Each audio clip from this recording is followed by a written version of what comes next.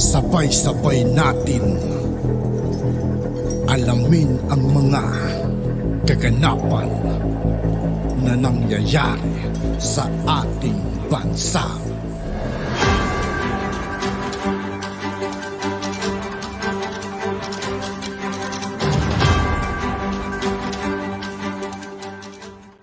Yo, what's up mga kaibigan? This is Aitoki po again. Ngayon nandito ulit tayo sa channel ni Pinas News Insider. Dito ulit tayo magbibigay ng komento at reaksyon. Kaya samahan nyo. Oh guys, let's go! Balitang hindi pa pinapalabas sa mainstream media. Isang magandang balita. Nagkaroon ng courtesy call ang pinakamayamang pamilya sa buong mundo kay President Bongbong Marcos na nirepresent ng isang royalty house of Saud na si Prince Faisal bin Farhal Al Saud, Minister ng Foreign Affairs ng Saudi Arabia. Ang katanungan ngayon, ano kaya ang layunin nito sa kanyang pakikipag-meet kay President Bongbong Marcos? At bakit kaya hindi ibinalita ng mainstream media ang pinag-uusapan nila sa publiko?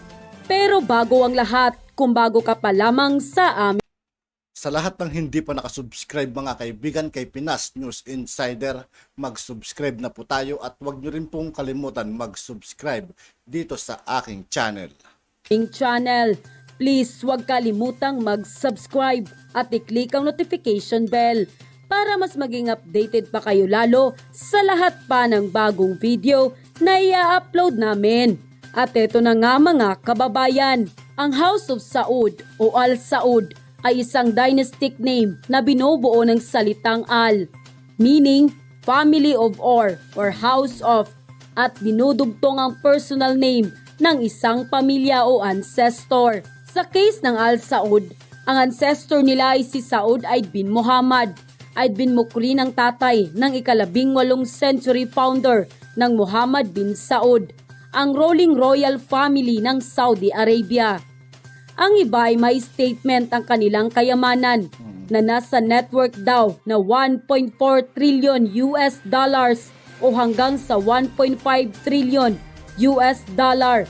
Ang figure na ito ay kasama na sa market capitalization ng Saudi Aramco. Grabe yung mga lumalapit sa ating mahal na Pangulo mga kaibigan. No? Talagang mataas, mayayaman. Pinakamayaman sa buong mundo mga kaibigan. Grabe. Ang pinakamalaking kumpanya ng oil at gas sa bansang Saudi, kung saan 98% ng kita ay napupunta sa pamilya ng royal family, ang House of Saud. Ating matatandaan noon, ang Minister ng Foreign Affairs ng Saudi Arabia na si Prince Faisal bin Farhal Al Saud ay bumisita kay President Bongbong Marcos Jr. kung saan nag-usap sila sa isang study room ng Malacanang at sekreto lang ang kanilang pag-uusap dito na magpasa hanggang ngayon ay hindi pa dinidisclose sa publiko kung ano ang kanilang pinag-uusapan. Hindi kaya ito isang pag-uusap ng dalawang pinakamayaman at makapangyarihang pamilya sa buong mundo, ang Marcos at ang House of Saud? Layunin kaya nito na mas matugunan palalo at mapaunlad pa ang buhay ng mga Pilipino? Ano sa tingin nyo mga kababayan ang inyong kuro-kuro patungkol sa balitang ito? I-comment nyo naman sa baba para malaman namin kung ano ang inyong opinion patungkol dito. Samantala, labis namang humanga ang ating mga kababayan at hindi na napigilan ng kanilang mga sarili na magbigay ng kanilang reaksyon at komento kaugnay sa balitang ito. At ayon pa sa kanila, wow, walang ibang president na nagawa ng ganyan na bisita ng hari ang bansang Pilipinas. Nakakatuwa naman, lalo na't andito kami sa Saudi Arabia. We are hoping that government in Saudi Arabia at ang Pilipinas ay maging lumamig pa ang pagsasamahan at pagkakaibigan. I salute you, our beloved President Ferdinand Bongbong Romualdez Marcos Jr. Mabuhay po kayo. God bless you always and to your family. Salamat Panginoon dahil hindi kami nagkamali sa pagboto kay PBBM upang magkaroon kami ng presidente na totoong nagmamahal at nagmamalasakit sa Pilipinas. at sa lahat ng mga Pilipino, lalong-lalo na yung mga mahihirap. Tiis lang tayo. Tingin ko, malapit na tayong umunlad. Lahat ng Pilipino ay wala nang magugutom ayon mismo sa ating PBBM.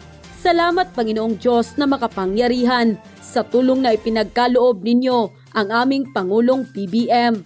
Babangon at babangon talaga ang Pilipinas. Ipapaubaya namin ang lahat sa mga Marcoses dahil nandyan na lahat sa kanila. Yung matapang, mabait at higit sa lahat ay matalino talaga.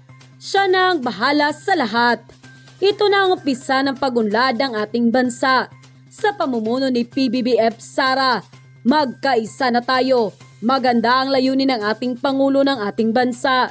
Mabuhay ang Pilipinas. God bless. End quote.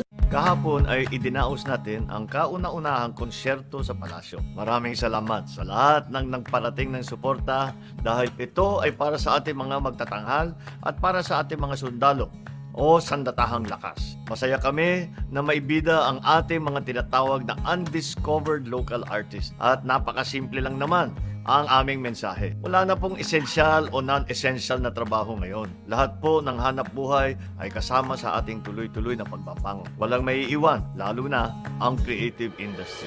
Marami ang mga nagpadala ng komento sa social media tungkol sa proyektong ito, kaya sasagutin ko ang ilan dito. Nevs Gatcha, I like what you do, Mr. President. I thought you're only busy with meetings in and out of Malacanang. Don't forget to showcase our artists and homegrown talents. Ang ating mga alagad ng sining, I'm happy they will be given a spotlight. Talaga naman they deserve the spotlight dahil isa sa malaking bahagi ng kultura natin yan. Ang musika, lahat ng mga ating artists, ng creatives, mga performers, lahat yan. At kinikilala na tayo sa buong mundo na pagka Pilipino, magaling kumanta yan. Yung mga dayuhan, yung mga malalaki, sina Elton John, sina Sting, yung mga malalaking rockstar. Tuwan-tuwa makapunta sa Pilipinas dahil ang init daw ng audience at saka alam lahat ng kanta. Dahil talaga sa Pilipino, natural na natural ang musika. Francis Arias Balawing, this is something to watch and appreciate Filipino arts and culture. Reminds me of the days during President Ferdinand E. Marcos time. We watch over PD4 concert at the park every Saturday. Evening yata yun, featuring musicians around the Philippines. Exactly. Talagang nasa dugo natin yan eh. At pinapagpatuloy lang natin ang nasimulang tradisyon. Kung minsan nga, nakakapagtaka, yung mga Pilipino, kilalang kilala sa abroad. Pero hindi natin kilala dito sa Pilipinas. Kaya itong mga yan, kagaya yung concert in the park, kagaya ngayon ng konserto na ginagawa natin, ay ipapakilala natin lahat ng ating mga magagaling at aspiring artists. Galing kay Raquel Kahis Santillan, Pangulong Bongbong Marcos, sana maibalik ang dating concert at the park ng panahon ng inyong ama. Maliit pa akong bata noon, madalas ako sa TV, nanonood, pero kapag namasyal kami sa Rizal Park, talagang hindi namin pinapalampas panoorin yon. Ganun ba? Ay talaga, successful talaga yan. Magandang project talaga yan. Pagka dumami na ang interesadong manood, titignan natin kung paano natin, baka balik natin sa luneta. From Rick Ricketts, I remember the story of Ramon Magsaysay, ama ng masa, kung paano niya tinanggap ang maralita sa loob ng palasyo at pinakain sa hapag ang lahat ng nais pumunta sa Malacanang. Talagang binuksan natin ang palasyo, ganun din ang ating pag-iisip. Dahil ang palasyo naman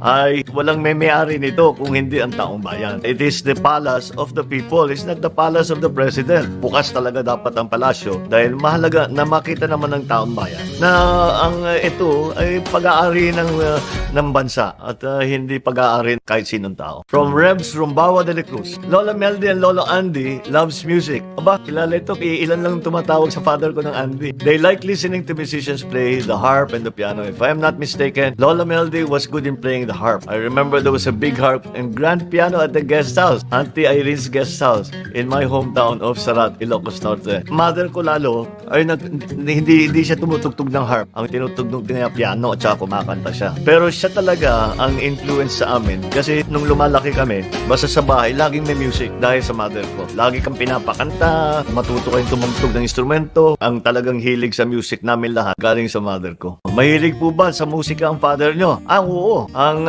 paborito niya si Nat King Cole. Yan, pagka narinig na niya yung Nat King Cole, sasayawin na niya yung mother ko. Yun ang paborito nilang dalawa. Ano ang mga favorite music genre nila Sandro, Simon, and Vincent? Madali ito. Sandro House, Simon Blues. Vincent, napupunta sa rock napupunta sa pop rock ngayon. Siyempre, iba-ibang taste namin, so lagi kami nagdidebate. Pero masaya lagi ang usapan tungkol dyan. Ano ang sinabi ni Czech Prime Minister nang huminto siya para makinig sa bandang Kawayan. Dahil ang tinutugtog ng banda ay isang kanta na galing sa kanila sa Czech Republic. Kaya sabi nila, na alam pala ninyo ito. Pero ang ginawa namin, ang tumutugtog yung mga native na instrumento. Ano ang theme song ninyo ni First Lady Lisa? Madali yan. Moonlight in Vermont. Paano kayo nag-celebrate ng inyong 30th anniversary? Ay kinumbidahan namin lahat ng mga nandun na original na nasa kasal talaga namin. Karamihan ay nakapunta naman talaga. So quiet lang kami, nandun nag-dinner lang kami sa bahay. Memories, mga ganun, kung ano yung pinagdaanan namin. Nagdidebate kami kung bakit ang anniversary sinasabi para sa babae. Bakit anniversary ko rin na yata? Sabi ko bakit hindi kasama din kami mga lalaki. Pero mukhang wala. Talo ako sa debate. Mga pambabae talaga yung anniversary.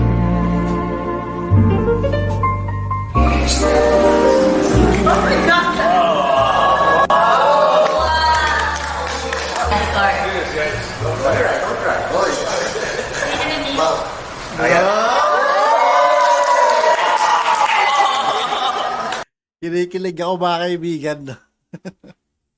Ang sweet ng ating mahal na Pangulo mga kaibigan.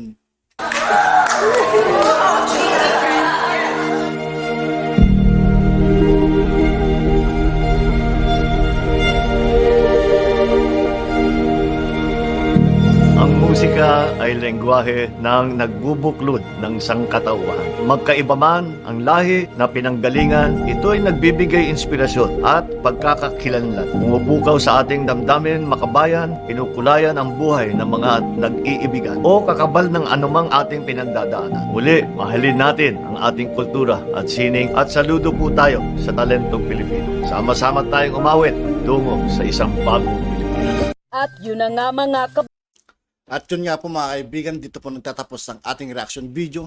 Muli, ako po si I2K ng Sundalo ng Dunggalo at 811. Maraming salamat sa patuloy na pagsuporta. Yeah, peace out.